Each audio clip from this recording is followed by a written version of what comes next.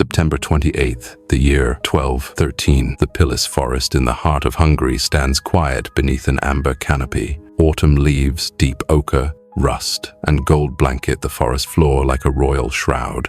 Through the fading light of the afternoon, a procession on horseback weaves among the gnarled trees. At its center rides a woman whose very presence commands attention. Gertrude of Morania, queen consort of Hungary, and regent in her husband King Andrew II's absence. Her cloak gleams with intricate golden threads. Her posture is straight, her gaze aloof. She is dressed as a sovereign, but armored in pride. To the Hungarian nobles riding with her, she offers only cold civility. To herself, she whispers disdain. These are not her people. They are rough, provincial, and in her view, woefully beneath the polished nobility of her Bavarian upbringing. The air is crisp, the wind carrying the faint scent of pine and dying leaves. A hawk circles overhead. In another life, this might have been a serene afternoon, an ideal moment for a queen to demonstrate royal presence in the wild lands of her kingdom. But this is not that kind of day. For behind the trees, watching eyes burn with hatred. Men lie in wait. Their hands are tense around worn hilts. The steel beneath their cloaks reflects no sunlight. Their hearts beat faster than the hoofbeats on the path. Swords remain sheathed only for a few more heartbeats. The forest, for now, holds its breath. Within moments, this peaceful woodland will become the stage for one of medieval Europe's most infamous political murders. But who was this woman, and how did her life lead to such treachery? To understand Gertrude's tragic end, we must turn back the pages of history. She was born around the year 1185, into a family whose ambitions were as high as the Alps that cradled their homeland. Her father, Berthold IV of Andechs, began as a Bavarian count but climbed steadily, becoming Margrave of Carniola and Istria, and eventually Duke of Morania, a title granted by Emperor Frederick Barbarossa himself. The Andechs family was one of the most formidable houses in the Holy Roman Empire. Gertrude was not alone in her rise. Sister Agnes married King Philip II of France, becoming queen, though that marriage ended in scandal and annulment. Another sister, Hedwig, would live a saint's life, becoming Saint Hedwig of Silesia, admired for her piety and charity. Gertrude, however, was forged not for monasteries or scandals, but for power. Before the year 1203, she married Andrew, an Arpad prince, the youngest son of the late King Bela III of Hungary. It was a union of strategy, not sentiment. Through this alliance, Hungary was pulled deeper into the chaos of imperial succession. The German throne was in dispute, and Gertrude's family threw their support behind Duke Philip of Swabia, while Andrew's elder brother, King Emmerich of Hungary, backed the rival claimant Otto IV. Tensions soon exploded. In the year 1203, Andrew staged an open rebellion against Emmerich, attempting to seize the Hungarian throne for himself. The coup failed. He was captured and imprisoned. Gertrude, still young but already politically shrewd, fled to her father's domain for refuge. She did not despair. Power, she knew, was a wheel it turned. And so it did. In the year 1214, King Emmerich died unexpectedly, leaving the crown to his infant son, Ladislaus III. The kingdom now teetered under the rule of a child. But barely a year later, in 1225, the boy king died as well under suspicious circumstances. Poison was whispered in court halls but never proven. With the throne vacant and opposition crushed, Andrew was released and crowned King of Hungary. Gertrude ascended as queen consort, and in truth, far more. For she would not merely sit beside the throne, she would wield it. In the year 1203, Prince Andrew made a bold and perilous move. He raised his banner against his own brother, King Emmerich of Hungary, in an outright bid for the crown. The kingdom, already strained by dynastic rivalries and imperial entanglements, was thrown into deeper instability. With the support of discontented nobles and the powerful backing of his in-laws, the German Andechs family Andrew hoped to fracture his brother's rule. But the rebellion faltered. Emmerich, though weakened by illness, still commanded the loyalty of the majority of the Hungarian nobility. Andrew's forces were outmatched. He was defeated, captured, and imprisoned, his dream of the crown buried in chains. Gertrude, now a young wife with an uncertain future, fled to her father's domain in Morania. She returned not to luxury, but to limbo exile with her husband disgraced and her status uncertain. Yet fate, in the cruel and capricious way of medieval politics, changed its course swiftly. In 1204, King Emmerich died unexpectedly. He was only in his early 30s. His death was attributed to tuberculosis, but rumors swirled of foul play. His only heir, Ladislaus III, a mere child, was crowned under a regency. The kingdom now teetered between factions loyal to the boy and those rallying behind the imprisoned Andrew. Then, in 1205, tragedy or perhaps treachery struck again. Young Ladislaus died suddenly in Vienna, while under the supposed protection of Duke Leopold of Austria. Chroniclers raised eyebrows, and whispers of poison spread like wildfire, though no culprit was ever formally accused. What mattered was the consequence.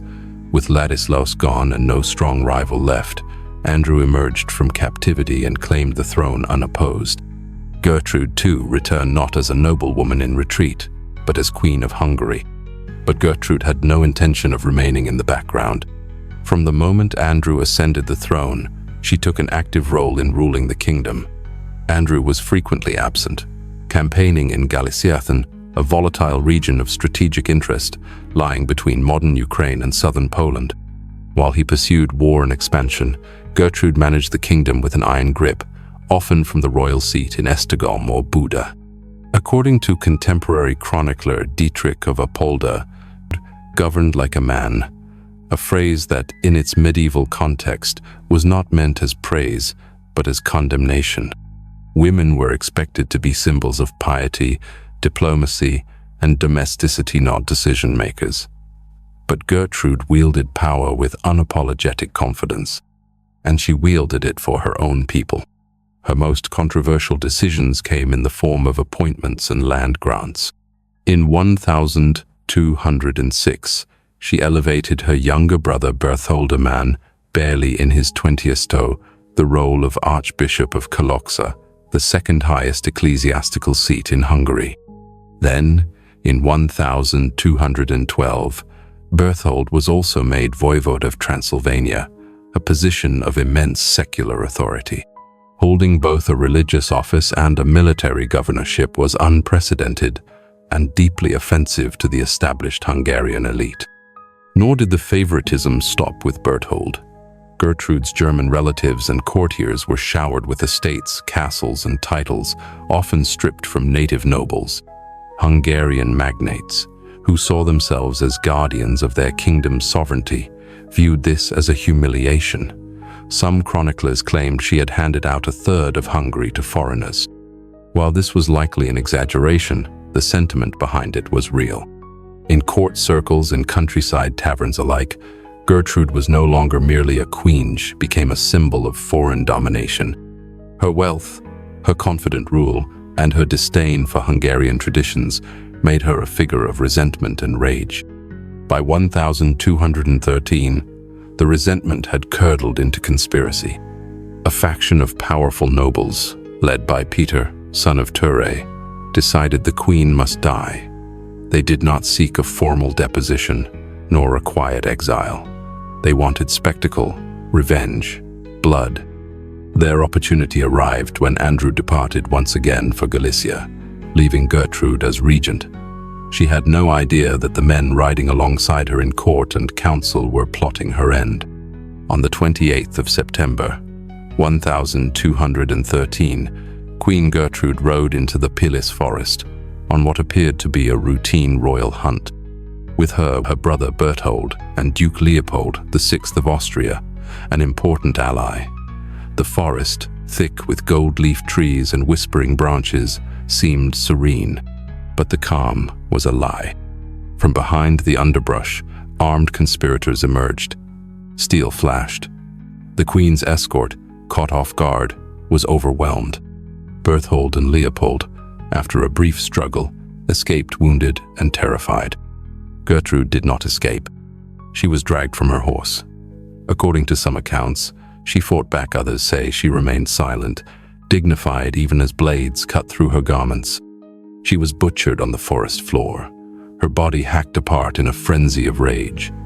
The violence was not just murder, it was ritualistic annihilation, as if her death alone was not enough. And then, the tale veers into legend. In the decades that followed, whispers arose that her mutilated corpse was abandoned beneath the forest canopy, where it was devoured by wild boars.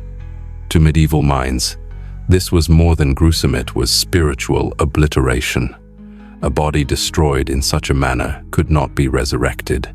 It denied Gertrude not just earthly dignity, but eternal salvation. Whether this actually happened or was invented by storytellers remains unknown, but the symbolism was clear.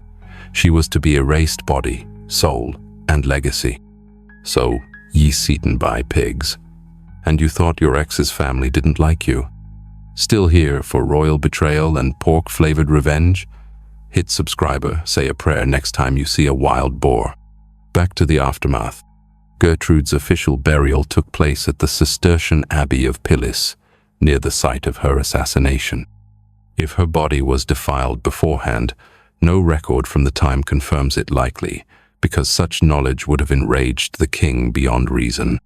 When Andrew II returned and learned of his wife's fate, he was incensed. Some of the conspirators were punished. Peter, son of Ture, was executed, but others were mysteriously spared. Some scholars suspect Andrew himself may have been less than heartbroken. Perhaps Gertrude's political reach had extended too far, even for him. Yet her legacy endured. Gertrude bore 5 children who helped shape European history. Her son Bela became King Bela IV of Hungary, remembered for rebuilding the kingdom after the Mongol devastation. Her daughter Elizabeth became Saint Elizabeth of Hungary, beloved for her piety. Others rose to power in Galicia and Bulgaria, but Gertrude's most lasting impact may be in myth. In 1819, playwright Joseph Katona transformed her story in Bankban, depicting her as a tyrant who enables the rape of a Hungarian noblewoman. In 1861, Ferenc Erkel adapted the play into an opera, turning her assassination into a symbol of patriotic resistance. Though these versions were historically inaccurate, they cemented her image as a villain and a victim of nationalist fury. There's no evidence Gertrude condoned such crimes, no proof that Bankban killed her. The rape story was invented an emotional device to give the audience a moral reason to root for her death. But even without the fiction, the truth is startling enough. Gertrude of Merania, queen, a foreigner, a woman of influence, dared to rule boldly in a world that demanded silence from her. For that, she became the scapegoat for political frustration, cultural tension, and nationalist resentment. Her death, and the legend that followed, remind us how easily the powerful can be torn apart, not just in flesh, but in memory. Today, when you walk the Pilis forest north of Budapest, where the trees stand quiet and the ruins of the abbey remain, it's hard to imagine the blood once spilled there. But the silence carries echoes for those who listen. For more tales where history meets horror, subscribe now. Because the past isn't dead, it's just buried under a few centuries of leaves.